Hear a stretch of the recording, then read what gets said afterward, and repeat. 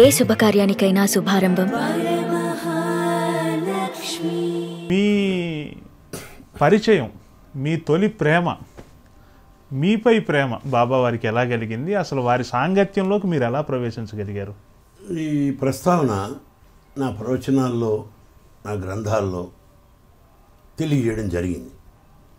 అయినా మీరు అడిగారు కనుక సంక్షిప్తంగా మీకు వివరిస్తాను. ఎస్. నా భార్యకి అస్వస్థత వచ్చింది. గుంటూరులో హేమీలు డాక్టర్లు ఉన్నారు. వాళ్ళందరి దగ్గర తీసుకెళ్ళాను. వాళ్ళందరూ ఆపరేషన్ చేసి తీరాలన్నారు. అది ఎండాకాలం, ఏప్రిల్ మాసం గుంటూరు. ఆపరేషన్ చేసి తీరాలి కానీ మళ్ళీ 3 ఎక్స్పర్ట్స్ ఒపీనియన్ తీసుకున్నాను. చాలా టాప్ లెవెల్ గుంటూరులో డాక్టర్స్. వాళ్ళు చేయాలన్నారు. ఏప్రిల్ 6వ తారీఖున నిశ్చయించారు. ఆపరేషన్ అయింది, బాగానే ఉంది. ఇంటికి వచ్చింది. వచ్చిన తర్వాత ఏదో తనకేదో అయిపోయింది. శరీరంలో ఓ భాగం ఏదో పోయింది. ఏ తిన్నా ఏమట్టం లేదు. డాక్టర్ దగ్గరికి వెళ్తే ఆవిడకేం లేదు, బాగానే ఉందంటారు. పైగా కొందరేమో చమత్కారం చేయడం ప్రారంభించారు. నువ్వే వంట చేయి, నువ్వే పిల్లల్ని చూసుకో, ఇట్లా డాక్టర్లు సహితం. ఏం చేయాలి అప్పుడు? ఎందుకంటే అందరూ అంత బాగానే ఉందంటున్నారు. ఈవిడ పైకి చూడడానికి బాగానే ఉంది. ఆవగింజ కూడా నచ్చేది కాదు, ఇమిడేది కాదు, మజ్జిగన్నం తప్ప. అప్పుడు ఎవరో చెప్పారు, ఏమండి మీరు పుట్టపర్తికి వెళ్ళండి, బాబా గారు యొక్క దయ వల్ల ఆవిడ మామూలు మనిషి అవ్వచ్చు అన్నారు. సరే, అన్యదా శరణం నాస్తి త్వమేవ శరణం మమ అనుకున్నాను. అది ఇంట్లో వాళ్ళందరూ కూడా వ్యతిరేకం ఎట్లా ఉన్నా ఆ ఎదురీతకి దానికి నిలిచి కుటుంబంతో సహా వెళ్ళాను. అయితే నాకేమాత్రం విశ్వాసం లేదు, పరమ స్వార్థంగా మాత్రమే వెళ్ళాను. ఆవిడ తిరిగి ఆరోగ్యం వస్తే చాలు అని. ఆవిడేమో సంప్రదాయ కుటుంబం నుంచి వచ్చింది కనుక పూజలు, పునస్కారాలు, వ్రతాలు, నోములు బాగా అలవాటు, మంచి భక్తితో వెళ్తూ ఉండేది. నేను మాత్రం లోపలికి ఎప్పుడు వెళ్ళేవాడిని కాదు. ఒకరోజు 2 రోజులు నేను వచ్చేయాలనగా ఈయన ఎలా ఉంటారో చూడాలనిపించింది నాకు. అప్పటి వరకు బయట కూర్చునేవారు? అప్పటిదాకా బయటే పిల్లల్ని ఆడిస్తూ కూర్చునేవాడు. ఎప్పుడూ లోపలికి వెళ్ళాను. ఎలా ఉంటారో చూడాలనిపించి గోపురం దగ్గర నుంచున్నాను. చాలా దూరం అది. మందిరంలో స్వామి కూర్చున్నారు, నేను గోపురంలో కూర్చున్నాను. అంటే అట్ ఏ కంఫర్టబుల్ డిస్టెన్స్. అంటే నన్ను ఇక మార్చడానికి అవకాశం లేదు. నేను పూర్తిగా వ్యతిరేకంగా ఉంది మనసు అంతా. అందులో బ్లిడ్స్ సంపాదకులు కరంజీ అన్ని చదివిన రోజులు అవన్నీ.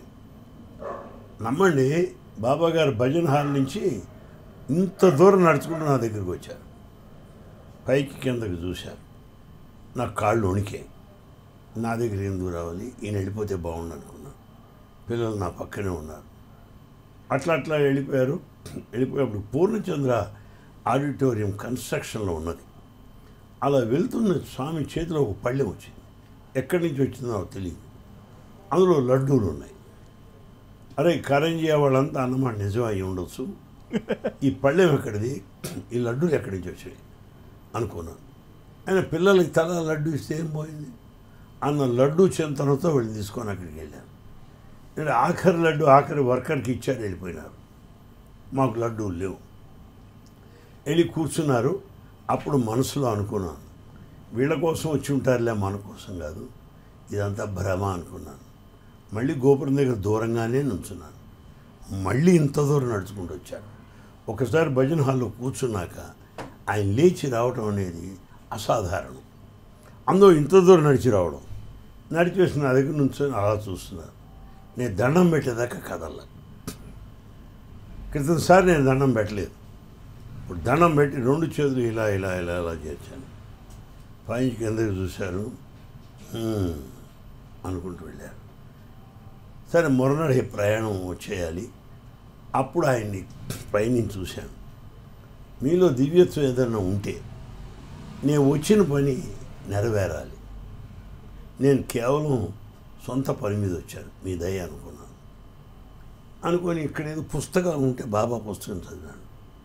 పిచ్చెక్కిపోయినాను. ఉపన్యాసాలు చాలా బాగున్నాయి. ఏకదమ్ 10 బుక్స్ కొనేశాను. చాలా నచ్చింది నాకు. సరే, అక్కడి నుంచి ఇంటికి వచ్చాం. ఆవిడకి ఆరోగ్యం వచ్చేసింది. ఫస్ట్ క్లాస్గా. అప్పుడు గుంటూరు ఏసీ కాలేజీలో మాధవరావు శర్మ గారు, జంజాల బాబాయ్ శాస్త్రి గారు ఉండేవారు, అమరేంద్ర గారేమో హిందూ కాలేజీలో ఉండేవారు. వీరు ముగ్గురు బాగా సుప్రసిద్ధమైన బాబా భక్తులు. నేను కూడా ఈ మార్గంలో వచ్చానని తెలుసుకొని ఆ ముగ్గురు నన్ను కూడా వెంట తీసుకెళ్ళడం ప్రారంభించారు. ఆ రీతిగా అన్ని చోట్ల పర్యటించడం జరిగింది. అలా అయిన తర్వాత 7 సంవత్సరాల తర్వాత ఏలినాటి శని తీరిన తర్వాత వారు పిలవడం జరిగింది. అప్పటి నుంచి సన్నిహితత్వం బాగా రోజు రోజుకి పెరుగుతాం ప్రారంభించింది. తొలి ప్రసంగాన్ని ఎప్పుడు అనువదించారు? ఆ అనుభవం గుర్తుందా? ఆ మొదటి రోజు ఉంది. 1988లో నేను ఆంధ్రప్రదేశ్ స్టేట్ ప్రెసిడెంట్గా ఉండేవాడిని. సత్య ఆర్గనైజేషన్ స్టేట్ ప్రెసిడెంట్స్ మీటింగ్ జరిగింది. నేషనల్ ప్రెసిడెంట్స్ ఉన్నారు. వరల్డ్ కౌన్సిల్ మీటింగ్ అది.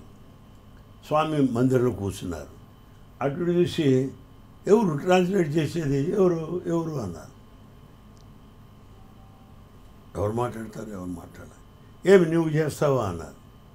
మీ దయస్వామి అన్నారు. అప్పుడు ఫస్ట్ ట్రాన్స్లేషన్ ఆరంగేట్రం అదే అని చెప్పాలి. అది అయిపోయిన తర్వాత స్వామికి నచ్చిందేనే అన్నా నచ్చలేదన్నా ఏమో నాకు తెలియదు, కానీ వారి విమర్శ మాత్రం ఒకటి ఉన్నది. చాలా ఎమోషనల్గా చెప్పావు, చాలా స్పీడ్గా చెప్పావు అన్నారు. మీ దయస్వామి అంతా అన్నారు. అలా ప్రారంభమైంది 88 ఫస్ట్ టైం. తర్వాత 89 వాళ్ళ కాలేజీకి రావడం జరిగింది. ఇంకా అది కొనసాగింది. వారి భాషా ప్రవాహం చాలా ఫోర్స్గా, చాలా ఫాస్ట్గా వెళ్తుంది. దానిని మరో భాషలో మీరు అందుకోవాలి. అది నిజంగా కష్టమైన టాస్క్. ఎందుకంటే మిమ్మల్ని చూస్తున్న వాళ్ళకు కూడా అర్థమైపోతూ ఉంటుంది. అలా ఇబ్బంది పడిన సందర్భాలు, బాబాతో చివాట్లు తిన్న సందర్భాలు ఏమైనా ఉన్నాయా? ఉంటాయి, తప్పకుండా ఉంటాయి. నేను ఆ ప్రక్రియ అంత క్లిష్టమైంది. అది ఓ చిన్న ఉదాహరణ. సముద్రం ఉన్నది, సముద్రంలో గండశిలలు ఉన్నాయి. ఈ తరంగాలు గండశిలని తట్టుకుంటాయి, మళ్ళీ వెనక్కి వస్తాయి. కానీ గండశిల మాత్రం కదలవు. నీ విశ్వాసం అలా ఉండాలి అని చెప్పడం బాబా భావం.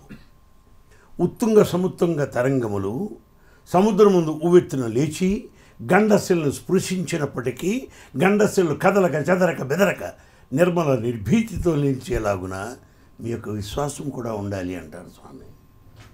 ఇప్పుడు చెప్పండి ఇంగ్లీషులో. చాలా కష్టమైపోతుంది. అలాంటి సందర్భాలు ఉంటాయి. కానీ జాగ్రత్తగా మనం వారి కరుణతో ఆయన ఒడ్డున పడేస్తారు, ఏం పర్వాలేదు. ఆయన చాలా సన్నిహితంగా చూసే అవకాశం మీకు వచ్చింది. బహుశా ఎవరికి రానంత అవకాశం మీకు వచ్చింది. ఆయనతో చాలా గంటలు గడిపే అవకాశం, లేదా వారితో పాటు బయట ప్రదేశాలకు వెళ్ళినప్పుడు కూడా వారితో కలిసి ప్రయాణించే, భోంచేసే అట్లాంటి అవకాశాలు అవన్నీ వచ్చాయి కదా. ఆ అనుభూతి మీకు మీ స్మృతి పదంలో ఎలా ఉంది? దాని గురించి చెప్పండి సార్. ఆయనతో కలిసి గడిపిన క్షణాలు, అంటే ప్రసంగము ఇవి పక్కన పెట్టేసి సాన్నిహిత్యం.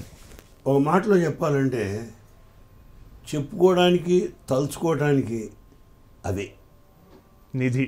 అదే ఎప్పటికైనా తరతరాలకి జన్మకు సంతృప్తినిచ్చింది అదే. గ్రంథాలలో రాసింది అదే, ప్రసంగాల్లో చెప్పేది అదే. అంటే వారితో మెలగడం అది చాలా అపూర్వమైనటువంటి అనుభూతి. వారి సంకల్పానుసారం సంగతి సందర్భాన్ని బట్టి, పరిసరాలను బట్టి వారి సంభాషణ ఆధారపడి ఉంటుంది.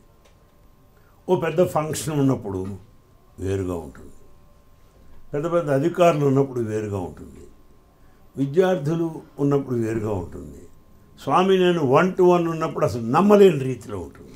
అవి చెప్పమంటున్నాను నేను. నమ్మలేని రీతిలో ఉంటుంది. ఇట్లా ఇవన్నీ తలుచుకుంటూ నాలో నేనే మురిసిపోతూ నవ్వుకుంటుంటాను. నిజమేనా ఎవరు నమ్ముతారా ఇవన్నీ, ఏమిటిరా అనుకునేవాడిని నేను.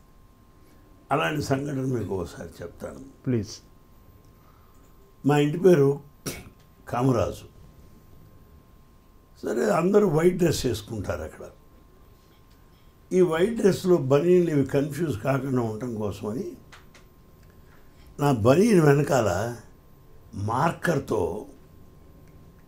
ఏకే అని రాశాను. అనిల్ కుమార్ కామరాజు. ఏకే. కొన్నిటిపైన కేఏ అని రాశాను. బనీలపై కామరాజు అనిల్ కుమార్ అని. ఇస్త్రీ బట్టలు తెచ్చాడు, రూమ్లో పెట్టాడు, చాకలాడు. స్వామి అనుకోకుండా నా రూమ్లోకి వచ్చారు. అప్పుడు నేను లేను. అక్కడ బెంగళూరు లెక్చరర్ ఉన్నాడు. అక్కడ ఎవరు ఆ బట్టలు అన్నారు. స్వామి అనిల్ కుమార్ స్వామి అన్నారు. అట్లనా, ఏకే ఉండాలి కదా, కేఏ అని ఉన్నదేమిటి అన్నారు. కే అని రాసిన చోట కే అంటే కామరాజు స్వామి. అట్లనా. అదే మొదటిసారి అవటం చేత కొన్ని కలర్డ్ లుంగీస్ వేసుకునేవాడు నేను. ఈ రూమ్లో ఆడవాళ్ళు ఎవరు ఉన్నారా అన్నారు. ఎవరు లేరు స్వామి, అనిల్ కుమార్. కలర్ వేసుకుంటాడు అయినా, ఏమో చీరలు అనుకున్నాను అన్నారు. వెళ్ళిపోయినారు స్వామి. ఇది ఆ లెక్చరర్ నాకు చెప్పాడు. అయితే నాకేదో ఉందిరా అనుకున్నాను. ఒక 4-5 రోజులు అయ్యాక స్వామి ప్రసంగిస్తున్నారు, నేను అనువాదం చేస్తున్నాను. పవిత్రమైనటువంటి భారతదేశమునకు అత్యవసరమైనటువంటి మహనీయులు, యోగరాజులు, త్యాగరాజులు కానీ కామరాజులు, భోగరాజులు కాదన్నారు. ఆయన అహంకారం చూశారు. అప్పుడు నాకు ఆధ్యాత్మిక సరస్వం అంటే అది మొదటిసారి నాకు రుచి చూశాను. ఆ అన్నది నన్ను ఉద్దేశించే నాకు తెలుసు, వారు అన్నది కూడా నన్ను ఉద్దేశించే. దాని వెనక జరిగినట్టు ప్రహసనం నాకు తెలుసు కనుక స్వామి ఇలా చమత్కరించారు అనుకున్నాను. కానీ దేశమునికి కావాల్సింది యోగరాజులు, త్యాగరాజులు కానీ భోగరాజులకు, కామరాజులు కారు అనేది నాకు హిట్ అన్నమాట. గొప్పగా ఉండేది, విడిగా ఉండేది. ఇంకో సందర్భం చెప్తాను. సాధారణంగా స్వామి కొడైకెనాల్ అటువైపు వెళ్ళినప్పుడు బాగా చలి ప్రాంతాలలో 7:30కు దిగుతారు కిందకి. 8 గంటలకు బ్రేక్ఫాస్ట్ ఉంటుంది. సరే ఇంకా టైం ఉంది కదా అనుకున్నాను నేను. దంతధావన కూడా చేయలేదు. ఓ టర్కీ టవల్ మాత్రం కట్టుకొని ఉన్నాను. పైన బయట అలాంటివి ఏం లేవు. ఇంకా టూత్ పేస్ట్ రెడీగా ఉంది. తక్కువ తలుపు తెచ్చుకొని స్వామి రూమ్లోకి వచ్చాడు. ఏమిరా ఏమి అవతారం అన్నారు. స్వామి ఇంకా అరగంట టైం ఉంది కదా అన్న. కాదు ఇవాళ ఈశ్వరమ్మ వర్ధంతి కదా, అందరికి భోజనాలు అవి ఉంటాయి, నీవేమో కుంభకర్ణులాగా పడుకున్నావు, ఆ గిన్నెల చప్పుడు వినపడలేదా నీకు అన్నారు. లేదు స్వామి. అప్పుడు స్వామి అన్నారు, పైన వేలాది మంది నా దర్శనం కోసం ఎదురు చూస్తుంటే నాకు నీ దర్శనం అయింది. సిగ్గులేదు, తొందర మొహం కొడుకోవచ్చు, సరే రెడీ పో అని వెళ్ళా. అది కూడా నాకు చాలా మధురంగా ఉంటుంది. అది వ్యక్తిగతమైనటువంటిది. అలాగే నువ్వు బెంగళూరు కాలేజీకి రా, నా కాలేజీలో ప్రిన్సిపాల్గా చేరు అన్నారు. నాకు ససేమిరా ఇష్టం లేదు. భక్తుడుగా ఉంటే ఆనందం, కానీ నిప్పుకి దూరంగా ఉంటే వెచ్చగా బాగుంటుంది, కాంతి కనబడుతుంది. నిప్పులోనే ఉంటే కాలిపోతాం. నాకు తెలుసు, అట్లా కాలిపోయిన మిత్రులు కూడా నాకు తెలుసు, కొందరు మా బంధువులు కూడా. ఆయన రమ్మన్నారు, ఏం చేయను, నా కాలేజీలో చేరన్నారు. ఇంకా ఆప్షన్ లేదు, సమిధై పడిపోవడమే. ఆయన మధ్యాహ్నం భోజనం చేశాక మంచం మీద అటు ఇటు దొల్లుతున్నాను. ఏమిట్రా ఎంత పరీక్ష పెట్టావు? ఏ రకంగా అయితే కుంతి కుమారి ముని వరంబునొసంగనేల వసంగను పో మర్తండు కొరగనేల, ఎందుకురా దూర్వాసుడు నాకు ఆ వరం ఇవ్వడం ఏమిటి, నేను ఆ సూర్యభగవాన్ని ప్రార్థించడం ఏమిటి, వాడు రావడం ఏమిటి, మధ్యలో కర్ణుడు గాడు పుట్టడం ఏమిటి అని ఎంతో కుంతి కుమారి విలపించినట్లుగా అనిల కుమారి విలాపం అయిపోయింది. అది నేనేదో స్టేట్ ప్రెసిడెంట్గా ఉండి నేను నామని చెప్పుకుంటూ హ్యాపీగా ఉన్నా నాకు నీ కాలేజీ ప్రిన్సిపాల్ పిలుస్తారు ఎందుకయ్యా? వృద్ధులైనటువంటి మా అత్తమామలు ఉన్నారు, వృద్ధురాలైన మా అమ్మగారు ఉన్నది, ఆడపిల్లలు మెడికల్ వాటిలో చదువుకుంటున్నారు. ఈ స్థితిలో నేను అక్కడికి ఎట్లా రాగలను? 2 ఎస్టాబ్లిష్మెంట్స్ ఎట్లాగూ అని అసందిగ్ధంగా ఉన్నాను నేను. అయినా చెప్పలేని స్థితి. అదే రోజు సాయంకాలం స్వామి ఉపన్యాసం, నేనే ట్రాన్స్లేషన్ చెప్తున్నాడు స్వామి. సీతాన్వేషణ ఘట్టమునందు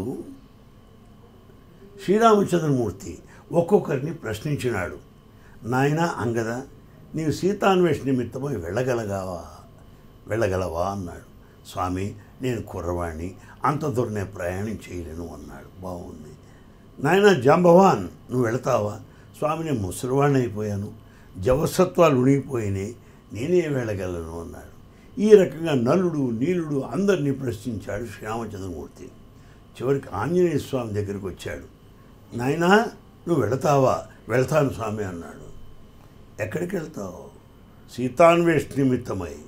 ఎక్కడున్నది ఆమె? లంకలో ఉన్నది. సంతోషం. లంకకి దారి నీకు తెలుసా? తెలీదు స్వామి. ఎట్లా వెళ్ళాలనో తెలుసా? సముద్రం దాటి వెళ్ళాలట స్వామి. ఈ సముద్రం 100 యోజనములు దాటి సముద్రం దాటి వెళ్ళాలంటే అందులో ఉన్న కష్ట నష్టములు నీకు తెలుసా? తెలియదు స్వామి. లంక ఎక్కడుందో తెలుసా? తెలియదు స్వామి. సీతాదేవిని ఎప్పుడైనా చూచావా? చూడలేదు స్వామి. తెలియని ప్రదేశానికి, చూడని మనిషిని, తెలియని మార్గంలో కష్టనిష్ఠురములు వరించి సముద్రంలో ప్రయాణించి సముద్రం ద్వారా ఆకాశం మార్గంలో వెళ్ళవలే. వెళ్తాను స్వామి అన్నాడు. అది ఎట్లా వెళ్తావా? నీకేం తెలియదు కదా, ఏం నువ్వు మాట్లాడేది అన్నాడు శ్రీరామచంద్రమూర్తి.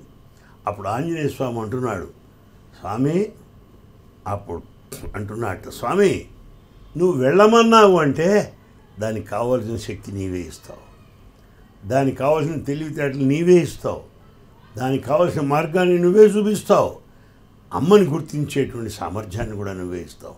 నువ్వు వెళ్ళమన్నటువంటి ఆజ్ఞలోనే సర్వశక్తులు సర్వజ్ఞానము ఇమిడి ఉన్నది అన్నాడు ఆంజనేయ స్వామి. అలాగే స్వామి ఏదన్నా చెప్పినప్పుడు, ఏదన్నా చెయ్యమన్నప్పుడు దానికి కావలసిన శక్తి సామర్థ్యము స్వామి ఇస్తాడని భావించాలి. కానీ నేను చేస్తాను అనుకునేటువంటిది పొరపాటు అని ఒక చూపట్ట చూశారు. అది నాకు చెందిందనే నాకు తెలుసు. గట్టిగా చంపలేసుకొని ఇక్కడ రారా నేను చూసుకుంటాను అని అర్థం. అది మూడో వ్యక్తికి తెలుసు, నాకు స్వామికే తెలుసు. ఇలాంటివి చక్కని సన్నివేశాలు తలుచుకున్న కొద్దీ, చెప్పుకుంటున్న కొద్దీ, పదే చెప్పిన కొద్దీ నాకు విసుగు పుట్టదో, విన్న వాళ్ళకి విసుగు కలిగించదు. ఎందుకంటే రసరమ్యమైనటువంటి సన్నివేశాలు, చిరస్మరణీయమైన ఘట్టాలు. అవును. ఇలా మీతో ఇంటర్వ్యూ చేస్తుంటే ఏం అడగాలో కూడా మర్చిపోయేంత తన్మయత్వం నాకు కలుగుతుంది.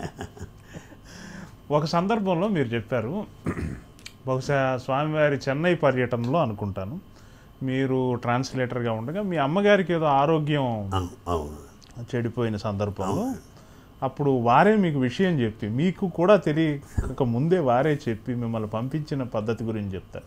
అదొకసారి వీలైతే మాతో పంచుకోగలరా? స్వామి చెన్నై వెళ్ళారండి. ఆ చెన్నైలో అతిరుద్ర మహాయజ్ఞం స్వామి సన్నిధిలో జరిగింది.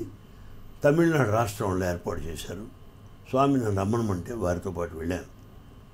అక్కడ చేరినప్పటినీ రోజునే మా అమ్మగారు సత్యసాయి కిడ్నీ సెంటర్ ఉంది హిమాయత్ నగర్, హైదరాబాద్. అక్కడ అడ్మిట్ అయింది. హార్ట్ డిసీజ్ చాలా సీరియస్గా ఉంది. ఆవిడకి 91 years. నాకు పొద్దున్న సాయంత్రం ఫోన్లు వస్తూనే ఉన్నాయి, రమ్మని. నేను స్వామివారికి చెప్పలేదు. నన్ను రమ్మనమని వారు పిలిచారు.